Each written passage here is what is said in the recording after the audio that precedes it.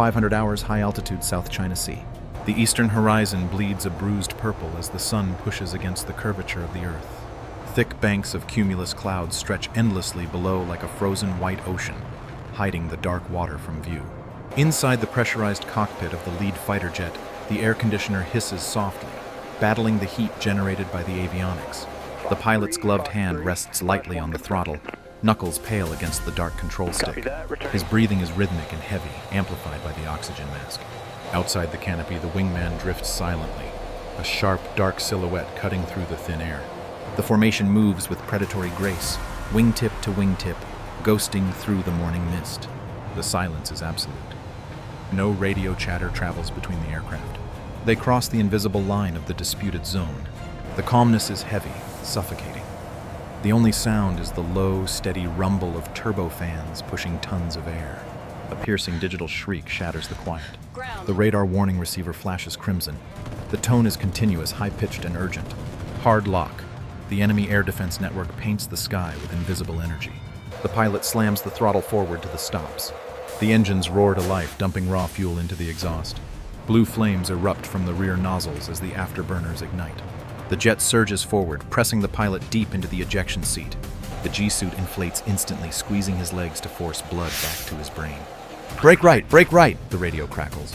The voice is strained, shouting over the engine noise. The formation splits violently. The lead fighter jet rolls inverted and dives toward the cloud deck. The airframe shudders under the immense stress of the maneuver. Vapor cones form around the wings as the aircraft punches through the sound barrier. A sonic boom ripples across the empty sky. Below, on the surface of the water, an enemy destroyer wakes up. Radar dishes spin frantically atop the steel superstructure. A hatch on the forward deck slams open. A surface-to-air missile ignites. A blinding flash illuminates the gray waves.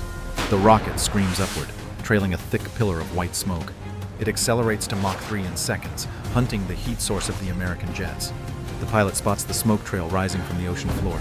It looks like a jagged white finger reaching for him. He jerks the stick hard left, pulling high G into a tight turn. His vision grays at the edges. The aircraft screams in protest. He thumbs the countermeasure dispenser. Flares shoot out from the fuselage, burning magnesium hot to distract the incoming warhead. The bright decoys hang in the air like dying stars. The missile swerves, confused by the sudden bloom of heat. It streaks past the jet's tail, missing by less than 50 meters. The warhead detonates in empty air. The explosion tears a hole in the clouds. A massive shockwave slams into the fighter jet, rattling the cockpit glass and shaking the pilot's helmet. Shrapnel sprays outward, pinging harmlessly against the titanium underbelly. Missile defeated! The pilot gasps into the mask. He levels the wings, engaging defensive posture. The sky is no longer empty. The radar screen fills with red dots. The ambush has begun. 5:15 hours. Stratosphere, South China Sea.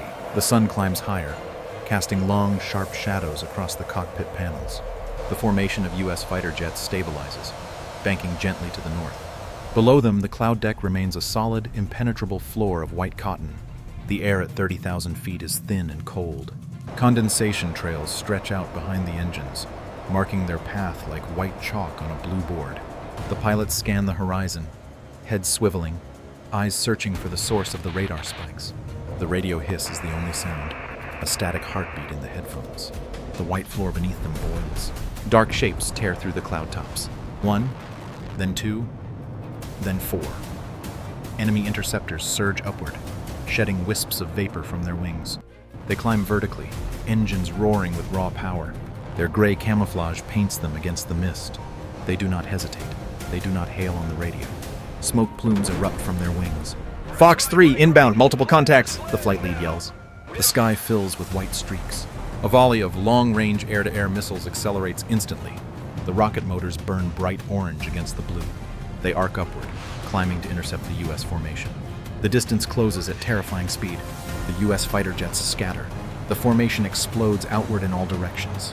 One pilot pushes his stick forward, diving straight toward the oncoming threat. Another rolls hard right, dumping chaff, bundles of aluminum strips to confuse the radar seekers. The silver confetti sparkles in the sunlight. The first enemy missile ignores the chaff. It locks onto the trailing U.S. jet. The pilot pulls back hard, aiming for the sun. The jet climbs vertical, losing speed, trading energy for angle. The missile matches the turn. It tracks relentlessly. The warhead detonates. It does not hit the fuselage directly. It explodes 10 meters off the right wing. The shockwave shears the missile rail off the fighter jet. Shrapnel peppers the vertical stabilizer. The jet lurches violently to the left. Metal screams as the airframe twists. The pilot fights the controls, wrestling the crippled machine. Hydraulic fluid sprays from the wing root, misting into the slipstream. I'm hit! Control is sluggish!" he shouts. The enemy interceptors level off, their afterburners glowing hot. They bank sharply, bringing their nose cannons to bear. The distance collapses, the long-range duel ends, the dogfight begins. 525 hours, Combat Air Patrol Box, South China Sea. The sky is a chaotic canvas of twisting vapor trails. The sun blinds the pilots as they turn across the horizon. The separation is gone. The engagement is visual. The roar of engines drowns out all thought. A U.S. fighter jet and an enemy interceptor merge at closure speeds exceeding Mach 2. The air between them compresses and snaps. The shockwave rattles the rivets on both airframes. They pass canopy to canopy, close enough to see the color of the opposing helmets. The U.S. pilot jams the stick back into his gut. The fighter jet whips around in a tight vertical loop. The G-meter spikes to 9.0. Blood drains from the pilot's head. His vision tunnels to a pinprick. His flight suit squeezes his legs like a vice to keep him conscious. He fights the blackout. He forces air into his lungs with sharp guttural grunts. He looks over his shoulder. The enemy interceptor is turning hard, trying to get behind him. The enemy aircraft bleeds energy, its wings buffering against the thick air. "Tally 1, turning inside," the pilot gasps. He reverses his turn. The fighter jet shudders, skidding through the air. The nose swings around. The enemy interceptor drifts into the heads-up display. The targeting box snaps onto the gray fuselage. A low growl rises in the pilot's headset. The tone becomes a high-pitched scream, good tone. He triggers the weapon release. Fox 2. A short-range heat-seeking missile leaps from the wingtip rail. The rocket motor ignites instantly, leaving a corkscrew of white smoke. It accelerates toward the burning exhaust of the enemy plane. The enemy pilot sees the flash. The interceptor rolls inverted. The belly of the plane opens. A cascade of flares shoots out. Bright magnesium balls burn hotter than the sun, creating a wall of fire to confuse the missile. The missile wavers. It sniffs the flares. Then it reacquires the hotter target, the jet engine. It dives through the fireworks. The warhead slams into the enemy's right engine nozzle. The explosion shreds the tail section. Titanium fan blades fly out like shrapnel, slicing through the fuselage. The engine disintegrates. Fuel lines rupture. A massive fireball engulfs the rear of the aircraft. The interceptor spins violently out of control. It tumbles end over end, trailing black oil and orange flame. The canopy blows off. The ejection seat rockets upward. The enemy pilot clears the dying machine a second before the fuel tanks ignite. The plane vanishes in a blossoming cloud of fire. Splash 1, the U.S. pilot breathes. He does not celebrate. His radar warning receiver screams again. Another enemy jet is diving from the sun, guns blazing. 0545 hours, medium altitude, South China Sea. The high-pitched scream of the dogfight fades to a distant rumble in the north. The air here vibrates with a deeper, heavier sound. 4 massive shapes push through the cloud wall. The heavy bombers level out at 20,000 feet. Their long, swept wings flex under the weight of fuel and ordnance. They move with the unstoppable momentum of freight trains. Sunlight glints off their dark gray fuselages, revealing streaks of oil and soot. 2 damaged fighter jets flank the lead bomber. 1 escort trails a thin ribbon of black smoke from its left engine. The vertical stabilizer is pitted with shrapnel holes. The jet shudders constantly, fighting the airflow, but stays locked in formation. The pilot keeps the nose high to compensate for the drag. Below them, the cloud cover breaks completely. The ocean floor is visible for the first time. The enemy fleet spreads across the water in a defensive diamond formation. A carrier sits at the center, surrounded by destroyers and frigates. Their wakes carve white scars into the blue sea. From this height, they look like toys, but the threat rings loud in the cockpit headsets. Target acquired. Solution set, the weapons officer states. Inside the lead bomber, the crew works in a cramped, windowless compartment lit by glowing green screens. Fingers fly across tactical keypads. Coordinates transfer from the flight computer to the weapon racks. There is no hesitation. Doors coming open, the pilot announces. A low mechanical groan vibrates through the fuselage. Massive hydraulic rams push against the air pressure. The belly of the bomber splits down the center. The bay doors grind open, exposing the interior to the freezing slipstream. The roar of the wind intensifies instantly. It howls into the weapon bay, shaking the racks of ordnance. Inside the dark cavern of the fuselage, rotary launchers spin. They click into place. Heavy anti-ship cruise missiles hang suspended, their seeker heads pointed toward the abyss. The weapons are cold, sleek, and dormant. On the surface, the enemy fleet reacts. The radar dishes on the destroyers tilt upward. They stop spinning and lock onto the heavy, slow-moving targets above. The calmness of the ocean evaporates. "Spike! Mud spike! 12 o'clock!" the co-pilot yells. "They see us!" The bomber does not turn. It cannot turn fast enough. It holds its course, steady and straight, a giant target painted against the brightening sky. The bay doors remain wide open, dragging against the air, waiting for the release command. 0550 hours, surface deck, enemy destroyer. Rows of square steel hatches on the ship's bow flip open in unison. The vertical launch system sits exposed. Heat waves shimmer off the gray metal. Inside the armored bridge, the tactical officer punches a red key. The deck disappears in a wall of fire. 12 surface-to-air missiles ignite simultaneously. They blast out of their cells, riding pillars of white flame. The roar is deafening, cracking the air like thunder. The missiles clear the ship and pitch over, accelerating skyward. They leave thick, ropey trails of smoke that blot out the sun. They hunt the bombers. High above, the sky turns into a minefield. "Launch detected. Multiple vampires. Break formation." The heavy bombers bank sluggishly. Their massive wings dip, fighting the air resistance. The pilots shove the throttles to maximum power. The engines scream, straining against the weight of the payload. The lead bomber dumps a massive cloud of chaff. Thousands of fiberglass dipoles explode from the tail, creating a glittering silver cloud to confuse the radar seekers. The first wave of missiles slams into the chaff cloud. 2 warheads detonate prematurely. Orange spheres of fire expand in the sky. Black smoke puffs outward. The shockwaves hit the bomber. The giant aircraft bucks like a wild horse. The fuselage groans under the impact. One missile ignores the decoys. It tears through the smoke, locking onto the bomber's right wing. The escort fighter jet dives in front of the beast. The pilot rolls inverted, firing flares. It is too late. The missile detonates 20 meters below the bomber. Shrapnel sprays upward like a shotgun blast. Jagged metal tears into the bomber's underbelly. It punctures the hydraulic lines. A fine mist of red fluid sprays into the slipstream. The number 3 engine coughs, spitting black smoke, then catches fire. "Engine 3 is torching! Fire bottles discharged!" the co-pilot yells, flipping switches. The bomber lists heavily to the right. The pilot slams his boot on the rudder pedal, wrestling the yoke with both hands to keep the plane level. The airframe vibrates violently. The fire on the wing burns bright yellow, licking at the aluminum skin. They do not turn back. The bay doors are still open. The release point is seconds away. "So 5 hours, weapons bay lead bomber." The release light flicks from red to green. "Bombs away! Releasing swarm." The mechanical clamps inside the base snap open. Gravity takes hold. 20 anti-ship cruise missiles drop from the belly of the burning bomber. They tumble freely for a split second, heavy and lifeless in the cold air. Then their wings snap out. Their micro-turbojet engines ignite with a sharp whine. The missiles stabilize instantly. They do not drop like stones. They glide, then accelerate. They dive toward the ocean deck, trading altitude for speed. They level off just 50 feet above the whitecaps, skimming the water at high subsonic speeds. They fly in a wide fan formation, independent but linked by a data network. On the horizon, the enemy fleet is a cluster of gray steel. The missiles drop even lower. Spray from the waves licks their undersides. They are invisible to the ship's long-range radar now, hidden by the curvature of the earth and the clutter of the rough sea. On the bridge of the lead destroyer, the radar screen is clear. The high-altitude threat is retreating. The crew breathes. Then the close-in weapon systems, CIWS, wake up. The automated turrets on the destroyer's deck spin violently. Their radar domes track the incoming swarm. The phalanx guns whine as the barrels spin up to speed. The first missile breaches the defensive perimeter. "Vampire, vampire, port side, low," a lookout screams. The CIWS guns open fire. A chainsaw buzz rips through the air. A stream of 20mm tungsten rounds erupts from the barrels. The tracers look like a solid laser beam of orange fire cutting across the water. The lead missile jinks left, then right. It is programmed to evade.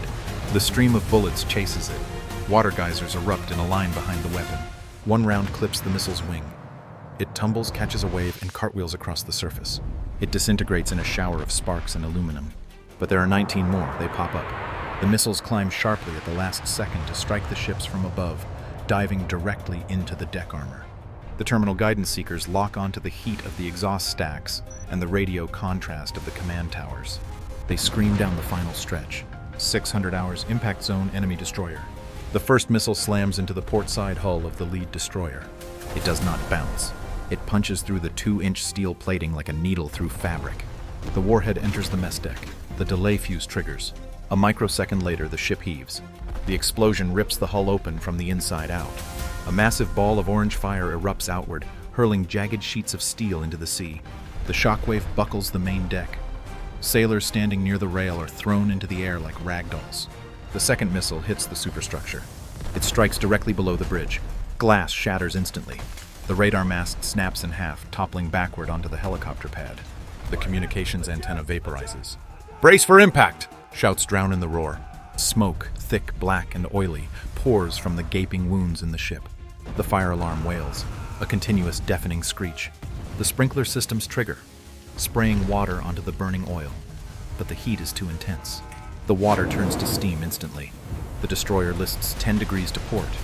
The ocean rushes into the hole in the hull. Bulkheads groan and twist as the water weight drags the bow down. A third missile streaks toward the waterline. It hits the fuel storage. The explosion is catastrophic. A column of fire shoots 300 feet into the air. The midsection of the ship disintegrates. The keel snaps. The bow and the stern separate. The sound of tearing metal screams across the water, louder than the explosions. Debris rains down for a mile.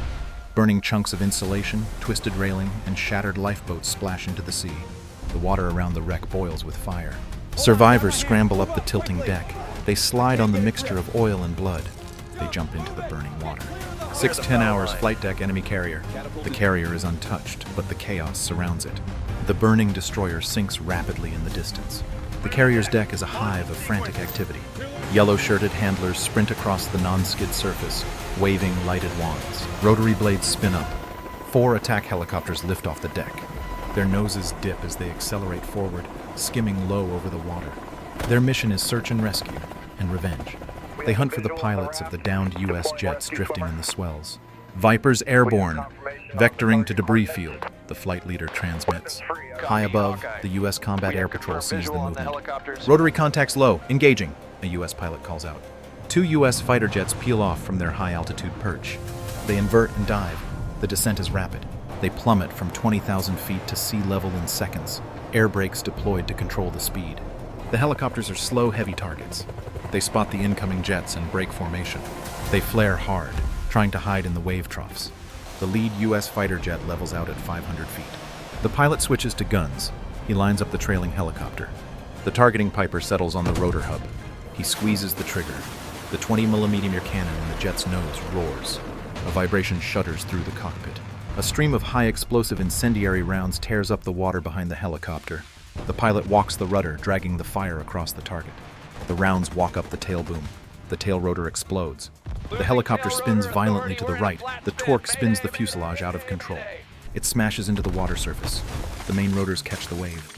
The machine tears itself apart. It flips upside down and sinks instantly in a froth of white water. The second helicopter turns to engage, firing unguided rockets at the jet. The smoke trails zip harmlessly past the fast-moving fighter. The jet pulls vertical, lighting the afterburners, climbing away to reset for another pass. 6:30 hours high altitude above enemy carrier. The air defense network of the fleet is shattered. The destroyers are sinking or burning. The carrier is exposed. The second wave of heavy bombers arrives. They do not carry missiles. They carry heavy gravity bombs. These are bunker busters designed to break the backs of hardened targets. The bombers fly directly over the fleet. The bay doors open again. The release is silent. 4 2,000-pound guided bombs detach.